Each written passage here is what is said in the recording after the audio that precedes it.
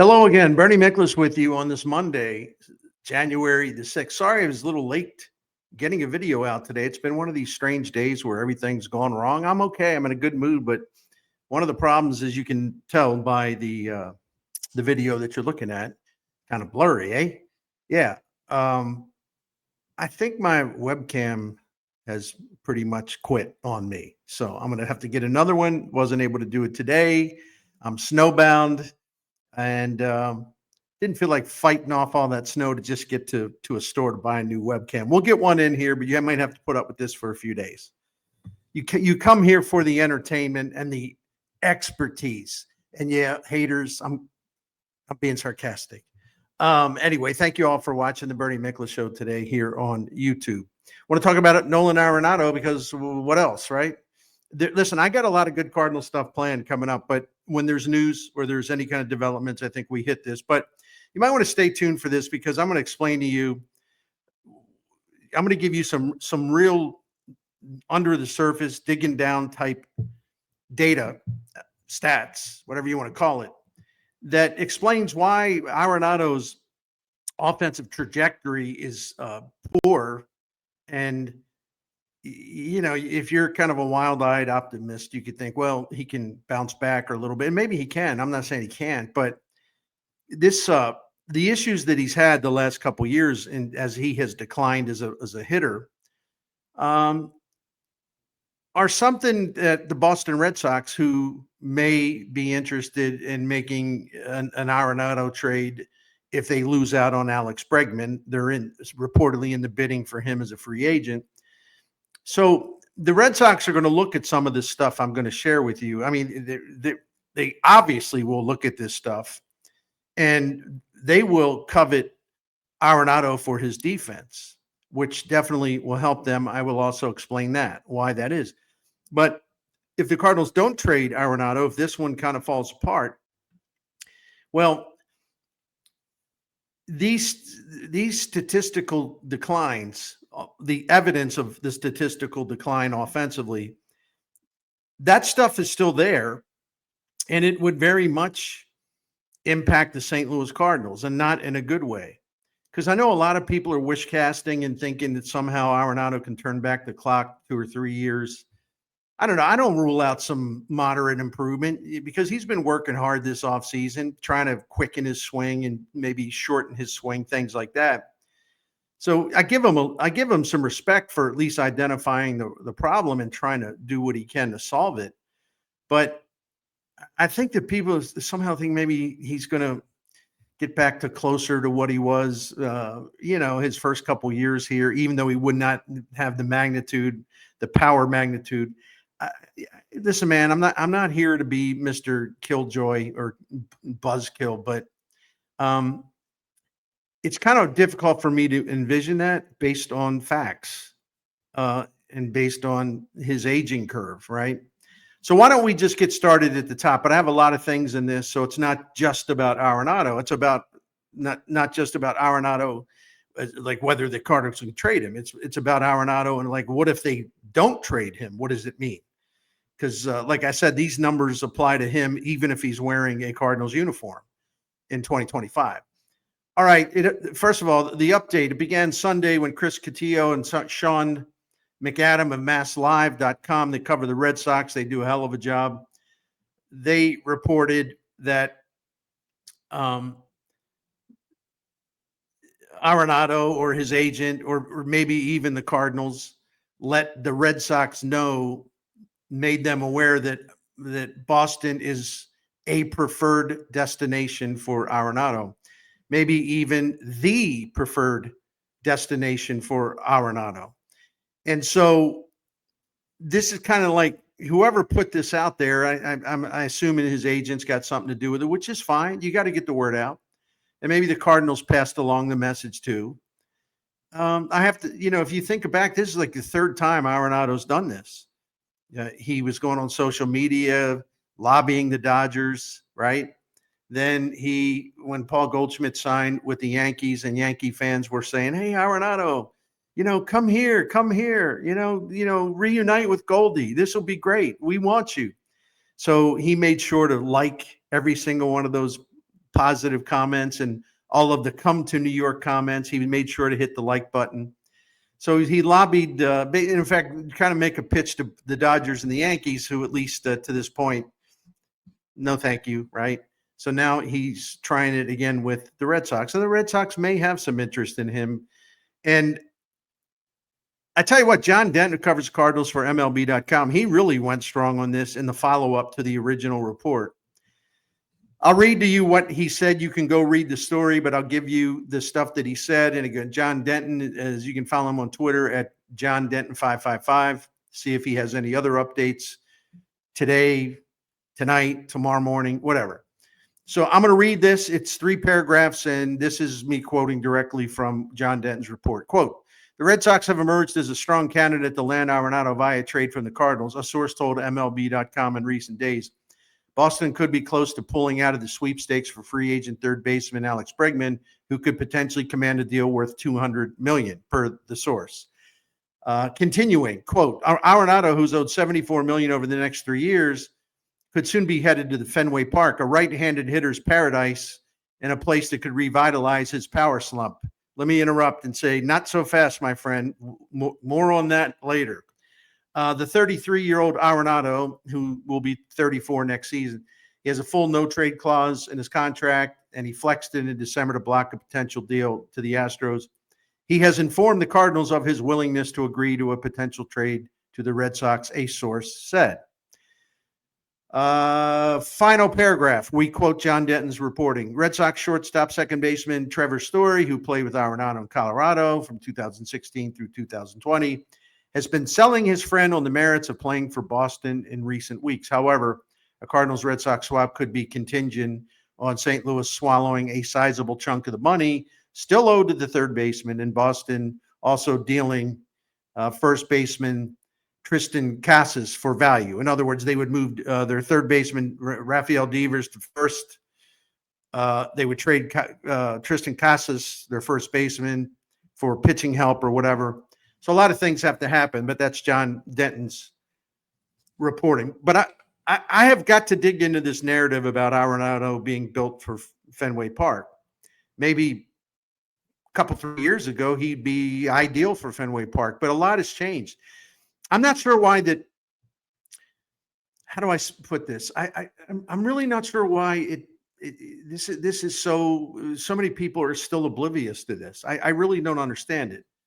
I don't expect people to be sitting in front of their laptop all day researching data, but still, all you got to do is look at his basic numbers to know that his power has really decreased. It has decreased substantially, and I will go through that again. But it has decreased so substantially. It's not as if nothing changes with his swing, nothing changes with his the fact he doesn't hit the ball hard. He doesn't have much of an exit velocity.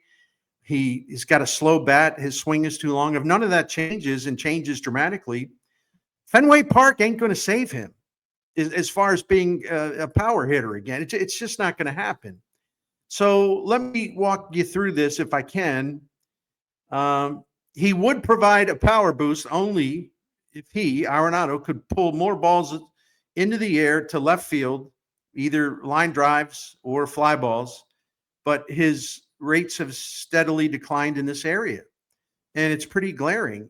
And I'm just going to use pulled fly balls because that's where he hits most of his home runs. In fact, he's hit 106 home runs as a Cardinal. 100 have been hit in the air to left field.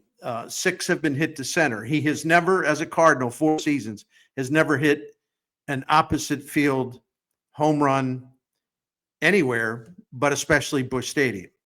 So in his first 2 seasons, and you have to listen to the numbers, man. I know it's not ideal to remember the numbers. It's easy if it's on your screen. If somebody can teach me how to do graphics or whatever, I'll pay you. Anyway, first 2 seasons as a Cardinal, Arenado pulled 195 fly balls that produced 64 home runs over 2021 and 2022. 195 fly balls, 64 homers. First 2 seasons as a Cardinal. Last 2 seasons as a Cardinal, 131 pulled fly balls. That's a pretty big drop from 195. Produced 33 home runs in 2023, 2024. In 2024, it was really bad because he had only 63 balls pulled in the air for just 13 home runs. I mean, this is obvious stuff here. This is not just like this isn't the eye test, although the eye test would actually have some relevance here. Pulling the ball for flies and line drives is essential to Arenado's success. As a Cardinal, like I mentioned, he's pulled 100 of his 106 home runs. And he doesn't go opposite field. Every now and then he'll loft one that'll get out in center field. But if he's not pulling frequently and getting the ball launched into the air to his pull side, and I just explained, and you can rewind it a little bit to listen to it again. The number of fly ball rates to his pull side have just been dropping every single year. And last year really dropped to an alarming rate. And I don't know what else to say, to kind of frame that for you, because it speaks for itself. His decrease in slugging and home runs isn't just some random accident or bad luck. It's all very much tied to his declining pulled fly ball rate, and also his struggles to punish fastballs, which I'll explain, and his inability to consistently hit the ball hard, which it's never been good for him, but it's gotten especially bad. And he's got bat speed issues that are affecting his ability to pull the baseball. His ground ball rate keeps going up as his fly ball rate keeps going down. If you want to restore your power, that trend cannot continue. If the Red Sox, let me try to find this. I know I have this, and I think I misplaced it. I think I do have it, actually. You know me, I got too many notes all the time. But here's what it is. We're talking about fastballs. I want to add that to his problems. Let me grab this. Thank you for your patience. In 2021, he had a 459 slugging percentage on fastballs. We're talking about the whole fastball family, all types of fastballs. A 459 slug. Pretty good. In 2022, this is like funny to look at. He slugged 606 against the fastball family. 606. Then in 2023, that dropped to 500, which is still good. I wouldn't have expected him to, slug 600 again. That was a peak season. So 500 slugging percentage in 2023. But in 2024, that slugging percentage on fastballs was 416. So if you just go from 2 years ago, a 606 slugging percentage on fastballs, 2 years later, it was 416. Oh, I mean, seriously. So if the Red Sox want Arenado, they're surely looking at this stuff, right?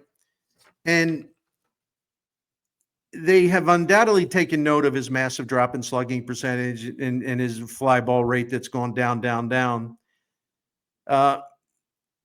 When you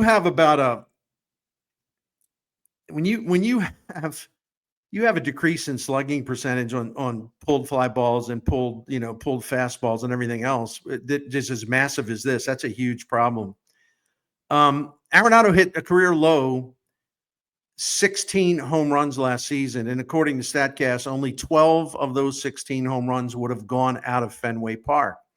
See, everybody's spinning this narrative. Oh, you get him in Fenway Park, man, it's like game on. Arenado going to hit 30 again. He's going to hit 35. It's Fenway Park. Here's the deal. I always say too much, don't I? I'm sorry. I annoy myself with that. Anyway, the problem is, again, Fenway Park can't save him because he doesn't hit the ball hard anymore, and it's really become a challenge for him to launch pitches that easily clear the outfield walls or the fences, right? He doesn't hit these boom no doubters, right? The no doubters. And StatCast actually classifies home runs along these categories, right?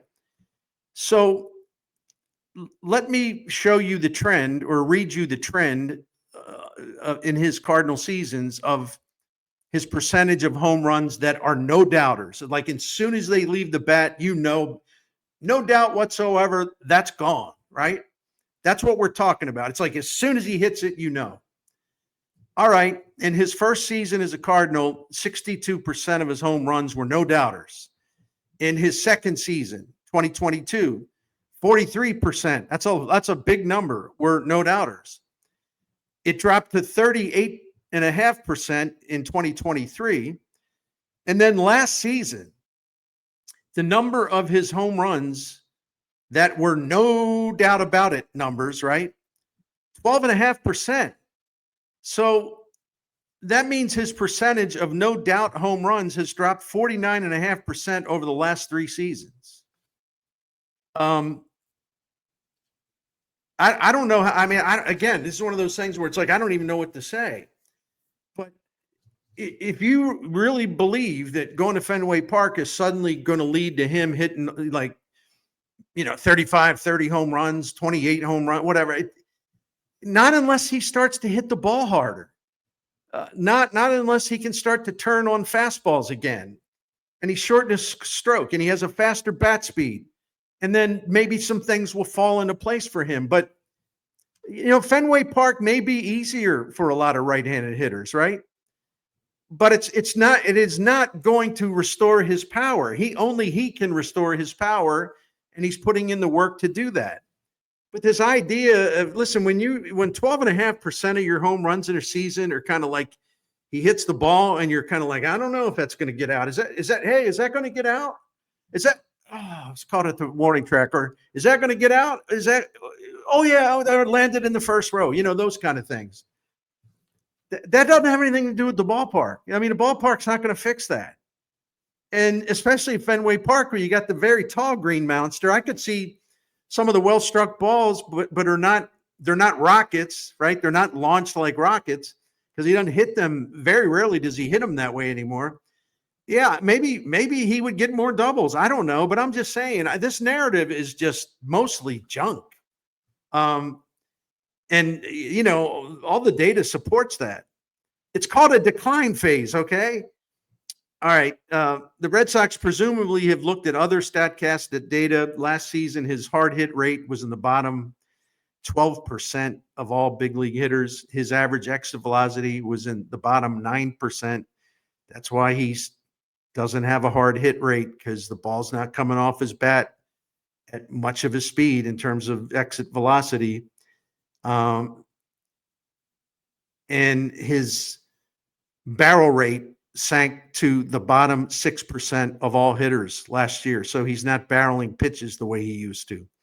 What about bat speed? Good stuff here. More numbers. I'm sorry, I can't help it. That's all we can talk about to present facts to you about this, rather than just running off at the mouth. What about bat speed? Big problem. Arenado was in the bottom 28% of big league hitters in bat speed last season. Please note that, and this is the key point here, please note, major league hitters had an average fast swing percentage of 23% last season. That was the average. 23% of all of their swings were fast swings, which lead to really good results. 23%, that was nearly twice, approaching to be twice as high as Arenado's 13%. So he was 10% below the major league average for fast swings. So you're not going to get your home run power back if your bat speed is still that slow. And he also has a long swing. And that's something else that I believe he's working on to try to improve. And to his credit, he does work hard. No one can ever say he doesn't. So to pull the ball more frequently and effectively, Arenado is going to have to shorten that swing and speed it up if possible. And if he can't do that, the home runs ain't flying, my friends. Maybe in my backyard or yours, right? Maybe in Williamsport where they have the Little League World Series, but you put him in any major league ballpark, the ball is not going to be flying, clearing the fence with ease. Any outfield wall you want to put in front of him in the major leagues when we're talking to left field. Here's I already gave you the fastball stuff, but again, only had a 416 slugging percentage in fastballs last season. As last in 2023 is 500. In 2022 it was 606. I didn't expect, like I said, I know I'm being redundant. I didn't expect him, to have a 606 slugging percentage again on fastballs, but down to 416 last year. That's not going to help you recover your power if you are not handling fastballs with authority. Again, Arenado's decrease in slugging percentage in home runs. This is not some random event, some trend, he'll fix it. He just had bad luck. No. If the Red Sox want Arenado, they will covet his defense, and for good reason, which I will explain. And it does make sense that they would want him for his defense if they miss out on Alex Bregman. But even if they get Bregman, he'd be a better hitter than Arenado. But I tell you what, there's some red flags with Bregman as well. And certainly Arenado's a better fielder than Bregman at third base. Right. But here's why it really makes sense for the Red Sox, maybe more so than some other teams who may have looked at Arenado and said, I know he plays good defense, but getting those ground balls is not a big concern to us because our staff doesn't throw a lot of ground balls, right? Well, for the Red Sox, it actually makes a lot of sense to have a third baseman who can go get them the way Arenado still can. Last season, I did it again. Last season, Red Sox starting pitchers had the fourth highest ground ball rate in the majors. And the offseason additions this offseason, Walker Buehler and Garrett Crochet won't alter that because those guys last season had a ground ball rate of 45%, which is right about where the other Boston starters were in 2024. And Lucas Giolito, who will make a healthy return in 2025, he's got a ground ball rate close to 40%. So yeah, there's a lot of ground balls headed to that left side of the Red Sox infield. Trevor Story's, I think, still pretty good at shortstop. Arenado is still, in terms of, I can read this to you because I made the note. So it makes sense. Ground ball staff, ground ball starters, man. You need people who are going to be able to make the plays. He's still an elite defender. He ranks in the top 5% of major league players in fielding range, top 5%. And he's in the top 14% still in fielding run value. So he passes the test. He gets the check marks for playing elite defense. Maybe not peak form defense, but it's still elite. So if the Boston front office covets Arenado for his offense, well, they're going to have to hope that he'll check in at Fenway Park at age 34 and suddenly reverse the aging decline that has deflated his pull side power and capacity to hit baseballs really hard. I would imagine the Red Sox would, even if they accept that the offense is so-so, even with some modest improvement, I think they at least consider a deal for Arenado as long as the Cardinals are willing to eat a large portion of the $64 million, because it is $64 million because the Rockies are paying 10 of the $74 million. So of the $64 million that remains over the final 3 years of his contract. I don't know why the Red Sox would be so desperate, because they do have a third baseman, and Devers is not as good as Arenado. In the past, he's had some good seasons defensively, but yeah, Arenado's better. But how much are you willing to pay just for defense? That's what it comes down to. So if the Cardinals are saying, no deal, we're not going to eat that much money, I doubt that the Red Sox would go for it, but who knows, right? Until you ask, until you tell them no, then you see what they say and they come back at you. They say, well, let us think about it, or how about this? But if the Cardinals aren't willing to eat a lot of that contract that remains, they can forget about getting much in return, especially an elite prospect. And if the Cardinals refuse to absorb a substantial piece of that Arenado contract, the decision would confuse me for 4 reasons. And let me go through them quickly. Number one, his offense is in decline, and the chances of a revival appear to be small. I already covered that. Number two, as part of the so-called youth movement, the Cardinals really want Nolan Gorman to play third base next season. That's a no-go if Arenado is still here. So what about the youth movement? What about the play the kids movement? What about, we really need to find out. We're really enthusiastic. We want to find out about Gorman at third base. Not if Arenado's here, you can't find that out. So that kind of cuts out some of your play the kids initiative, right? Number three, even if the Cardinals have to pick up the tab to pay down Arenado's salary commitment enough to get the Red Sox to say, okay, well, the Cardinals would still save payroll space, right? They would still come out ahead in their initiative also to slash payroll. They would still come out ahead even at a fraction because, if they don't trade him, they're responsible for all of the $64 million. But if they only pick up $10 million, well, that's still a $10 million savings. If they pick up $15 million, that's $15 million savings. Heck, even if they pick up $5 million, $8 million, $9 million, that still lowers their payroll to an extent over the next 3 seasons.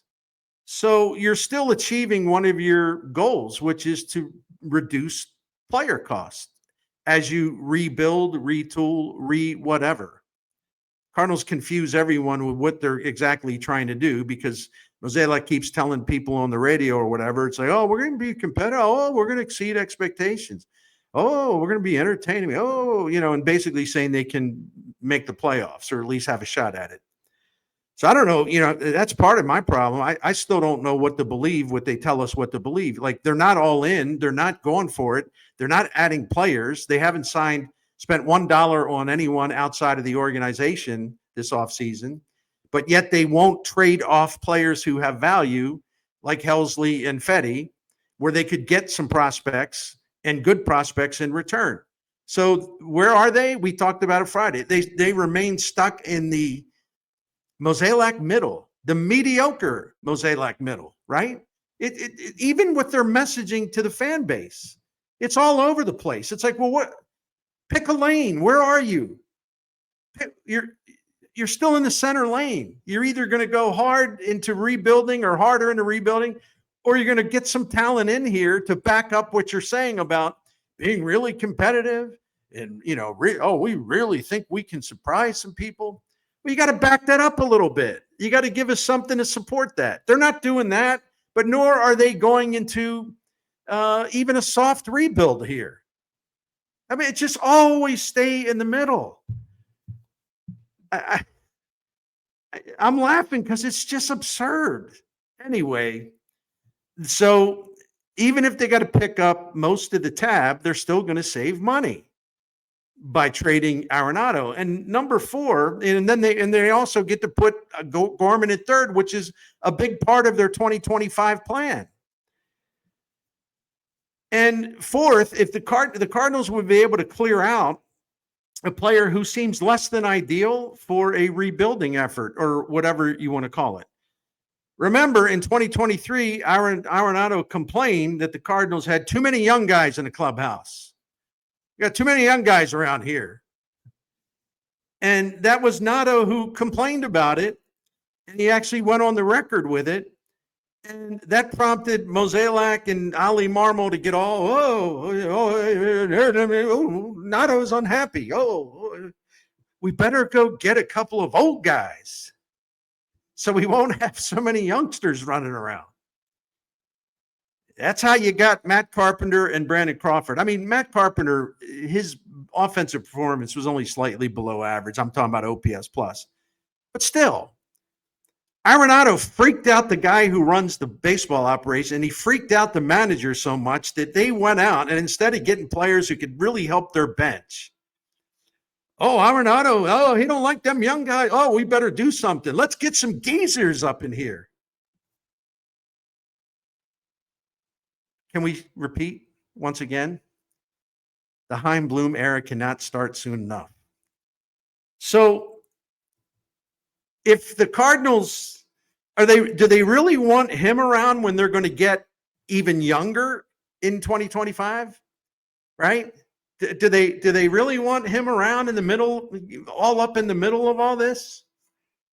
Ooh. Good luck, Ollie. Mo, great work as always. Listen, if the Red Sox are willing to take Arenado, Cal Mozeliak had better thank them quickly and get a deal done quickly before Boston's baseball boss, Craig Breslow, changes his mind. Otherwise, it would just be another failure by the Mozeliak regime. I mean, they don't even seem to know how to rebuild, even a soft rebuild. They still don't really understand this, do they? Because they're trying to stay in the middle. Oh no, we're not rebuilding. No, we think we can compete. We think we can this. Okay, so that means you're going to add some free agent players, right? I mean, doesn't have to be big spending players. You know, guys are going to cost you a lot of money, but you're going to upgrade this roster, right? You're going to get, bench depth. You're going to get bullpen depth, right? Right? You're going to sign some free agents, right? Well, all is quiet for now. Stay in that middle. Anyway, if they keep Arenado, to me, this would reaffirm what we already know, that Mozeliak doesn't really know what he's doing or how to go about it in what he calls a reset season, a rebuilding season, a rehab season, or whatever you want to call it season. I guess if Mozeliak really holds on to Arenado, we can put a new title on 2025. You know what it would be? The new title? Folks, it's just another John Mozeliak season. That'll do it for me today. I'll be back tomorrow. And thank you for your patience with the blurry video, or blurrier than usual. I had to use my PC webcam that's built in. I'm going to go get myself a new webcam that'll make the picture look better, sharper, and clearer. I appreciate all of your support. Thanks for watching the Bernie Miklasz Show, and thank you for all of your comments. More tomorrow morning.